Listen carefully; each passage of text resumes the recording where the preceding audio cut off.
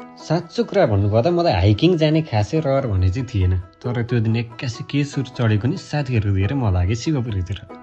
उकालो सुरु भयो अनि त्यहाँ पुगेपछि थाहा भयो हाइकिङ भनेको फोटो खिचेर स्टोरी हाल्ने मात्रै चाहिँ होइन रहेछ। बाटोभरि हरियाली, चिसो हावा, चराचुरुङ्गीको आवाज, एकछिन त लाग्यो वाह जिन्दगी त यो पो रहेछ। तर त्यो शान्त धेरै बेर भने टिकेन, किनकि मसँग भएका साथीहरू मान्छे कम बाँदरको अपडेटेड भर्जन चाहिँ बढी दिए। कोही अगाडि दौडने, कोही पछाडि हराउने, कोही बाटोमै नाटक गर्ने। यिनलाई लिएर हाइकिङ आउनु भनेको शान्त ठाउँमा कमेडी सो लिएर आउनु रहेछ।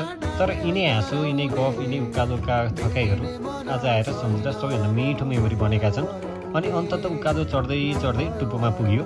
त्यो बेला एउटा कुरा चाहिँ बुझियो, गन्तव्य भन्दा पनि सँगै हिँड्ने साथीहरू राम्रो भए बाटो नै यादगार हुने रहेछ।